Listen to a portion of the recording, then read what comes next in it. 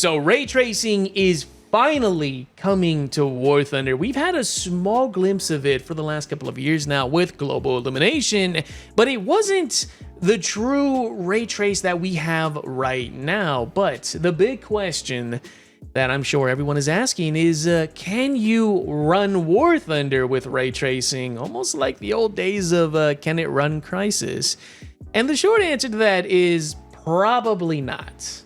Now, the reason why I say that is because even myself, who has a pretty beefy PC, I'll go ahead and drop the specs for it right here. This is the entirety of what I record with.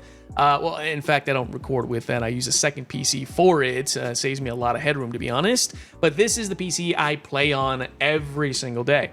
And as you can see, it's not exactly a low-end PC. It runs a lot of games quite well. And yes, I do play on a 4K monitor, which is how you're seeing this 4K footage running natively. Now, if you aren't familiar with ray tracing, just to keep things very simple, it just makes your game look better. It adds better reflections, it adds more real-time global illumination. I know the tech snobs out there, which I appreciate you guys. If you want to go ahead and educate us in a more thorough fashion, you're more than welcome to do so in the comment section. But again, the gist of everything is reflections, better lighting. It makes your game look really pretty, as you'll see in the gameplay itself. But as always, a word of caution. This is the dev server, which means that it might not be fully implemented. It might be struggling a little bit because Gaijin has not really fleshed this out for the main game. In fact, it was not exactly a small process, but it's kind of a hidden process to enable this setting, to which if you are someone who's running an AMD card or any older card, you might struggle just a little bit. But who am I to judge you? If you want to go ahead and enable it, all you have to do is just follow this step. You basically click Enable DX12 Beta, and you're pretty much good to go. After that, you have to jump over to the options, go over to the graphical settings, scroll down just a little bit. You can play around with your anti-aliasing, upscaling, etc., and you'll see ray tracing itself. And as you can see, I have everything maxed out to the absolute, well, max. And let's just say I do break under 60 FPS quite a bit. So with that being said, the gameplay you're gonna be watching is just, call it like a little visual ASMR, if that makes sense. There's not gonna be any voice lines. There's not gonna be any post-processing to speak of. It is going to be natural as you would see it for yourself. Although I do see it a little bit better, seeing that I play on an OLED panel, and the darks in this game look really pretty. So without further ado, let's take you out to some visual eye candy.